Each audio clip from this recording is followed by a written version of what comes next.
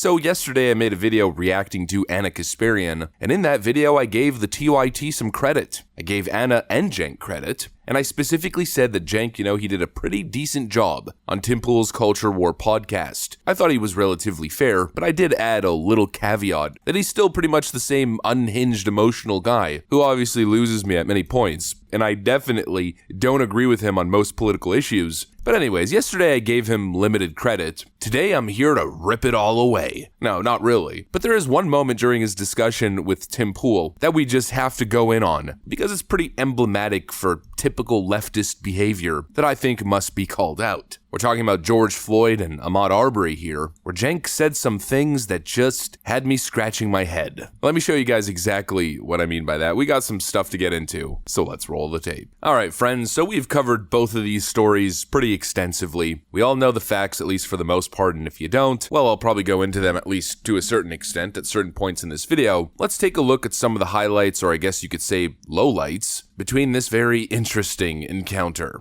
So, look, first of all, Chauvin killed George Floyd. He did it in a brutal way. There's no ands, ifs, or buts about that at all. Have you read the coroner's report? Yeah, and what happens, Tim, is that sometimes people die because they can't breathe because you cut off the flow of oxygen, and sometimes they die and they say they can't breathe. It's because they have a heart condition or some other condition, and when you compress long enough, they literally have the feeling that they can't breathe, and then they die. I don't disagree. My point more so is, are you familiar with the circumstances before George Floyd's death? Like, what led to him being apprehended in the first place? I think he had like a fake $20 bill for which he was apparently. Then you shouldn't murder people over $20. But he was behind the wheel of a car chewing on a speedball, which is methamphetamine and fentanyl.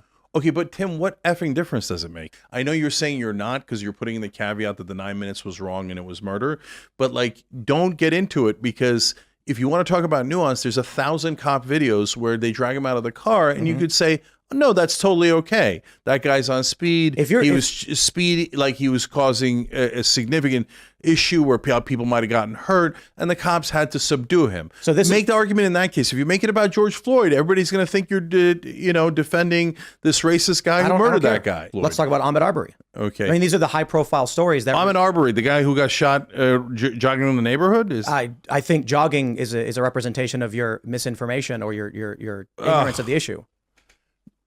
Tim, this is why people think you're a radical right-winger, That's fine, but if you don't know, why would you make the argument? So what do you mean I don't know? I know the case. The guy, the two redneck racist sons of bitches who murdered him said that he was in the house that was being built, which, by the way, apparently tons of people had come by to see, hey, how's the construction going? Wrong. Right? So do they know that he was one of the how's the construction going? Well, they don't know anything because he didn't steal anything. But you're wrong. So, but they see a black guy at a construction site, Cenk, and they're like, let's chase that son of a bitch down and shoot him. But he was an accomplice, brother. So I read the stories about how he worked with those guys, he agreed with those guys. But why are you like going out of your way to defend the most racist murderers in America? Then you shouldn't wonder why people think you're an extreme right-winger, Tim. I'm keeping it real with you. I don't know who these guys are. I don't know anything about You don't think that they're racist when they just chase down a black guy in the neighborhood and pull a shotgun on him? You see, he's not even armed, and then they murder him in cold blood, and you don't think that's racist? You see, what is your line for racism then? Okay, if there's a suspect in a crime, and the police say, this is who we think he is, then you believe this man may have actually stolen the gun out of my truck. He may be armed. Then maybe he took something out of my car. Now I'm like way out in maybe land. Hold on, you're making a mistake. And here comes a black guy in the neighborhood. Maybe he was the guy, but maybe my truck, and maybe let's go chase him down with a shotgun. I didn't say they were right to do it. Did I chase down anybody else in the neighborhood with a shotgun? Oh, look, there's a black guy. Let's go chase him down. I didn't say they were right to do it. Okay. All right. Then why are you bothering defending them? I don't get it. You've taken this. Unless you're trying to get attention of all the right-wingers who go, oh, that wasn't so bad, was it? Hey, Tim Pool's defending us. I don't care what people think of me if I'm following the facts to try and figure out what happened and try and solve the problem. But you have already shown you don't know the case. Yeah. That's total horse crap. Go ahead. Defend the racist guys who murdered him. Go ahead. How about I just describe what happened? Okay. Yeah, go ahead. So a few weeks before the incident, a gun is stolen. But not by that guy. But hey, the racist thought it must be the black guy. How about the police then show a picture of him to various people in the neighborhood saying, this is our suspect of the burglaries that have been happening over the past several weeks. Except it wasn't, right? No, Ahmaud Arbery didn't do Ahmaud Arbery anything was wrong. the suspect. I never saw that, and that's my point. You didn't. Okay, so I don't believe you. B, I never saw it. C, there's. But you see the problem of no. You didn't follow the case.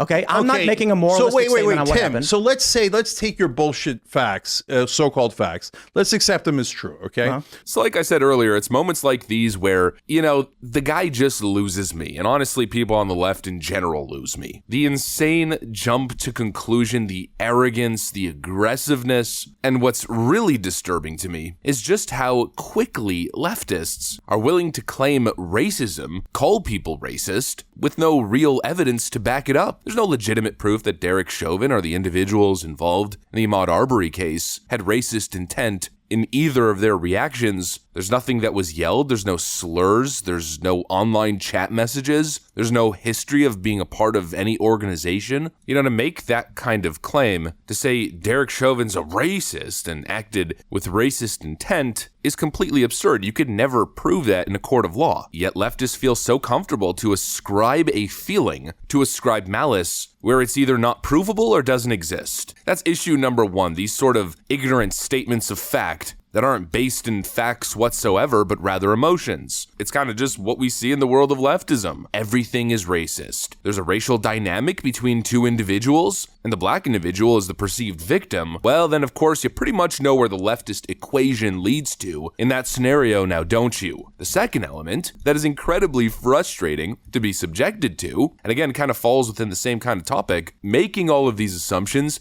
taking these stances, and then promoting activism on the back of it, while not even knowing the basic facts of the case. I mean, Tim Pool was a little bit shocked. To be honest, I think Tim Pool was way too nice, especially considering Cenk was kind of being, Cenk, extremely aggressive, arrogant, condescending. I mean, the list goes on. But you could see how Tim Pool was a little bit shocked, a little bit frustrated, as Cenk's making all of these claims that he doesn't even know what happened in the case. With the whole Ahmaud Arbery situation, he didn't know about the phone calls, he didn't know about the mugshot, he didn't know about the community policing element because of the persistent robberies happening in their neighborhood. He mentioned nothing about Ahmaud Arbery chasing after the individual with the shotgun, grabbing the guy's weapon. Of course, all conveniently omitted information, but I'd argue quite relevant, especially when we're talking about such a significant case that basically led to the end of two individuals' lives. I mean, they're still alive, and it's not what I'm implying. I don't remember the exact prison sentence, but they're pretty much going to be in prison for the rest of their lives. Kind of significant, kind of important to get it right and really pay attention to all details and allow those details to be factors in your decision making around this case. No, what leftists do, of course, is evil, white,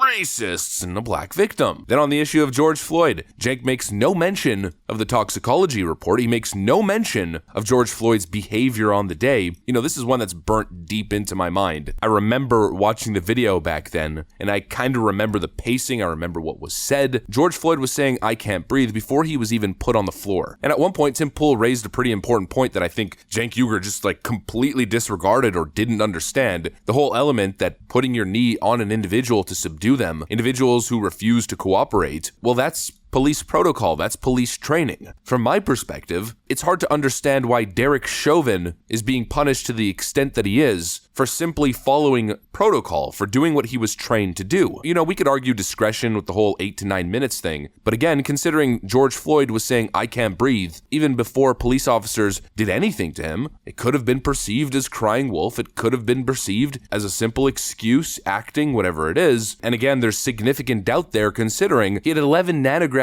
per liter of fentanyl in his bloodstream, not to mention methamphetamine and other substances. And how do you die from a fentanyl overdose? You stop breathing. You physically become unable to breathe. So there's obviously clear doubt as to whether it was the knee or whether it was the deadly cocktail of substances that he allegedly or supposedly ingested in order to avoid getting pinched. It's the emotional manipulation that I always mention. It's the narrative building rather than removing emotions entirely from your analysis. In order to get it right, leftists would rather build narratives that help promote their activism causes while actively disregarding information and evidence, being ignorant of the facts, yet making these extreme, declarative statements of supposed fact with, well, no facts to back it up. And then Cenk makes it even worse, because honestly, he just kind of acts like a jerk. You know, Tim was trying to be fair, Tim was calm, cool, collected, trying to stick to the facts, and Cenk just launches ad hominem attacks or kind of makes these ridiculous points as if Tim is stupid. Very, very frustrating, especially considering Cenk is the one who can't even remember whether or not he watched the George Floyd video and knows nothing about either case or any of the important details. You know, it's funny, there's that infamous moment with Cenk Uygur when he said this. Once again, it's this wonderful capitalist invention called Google.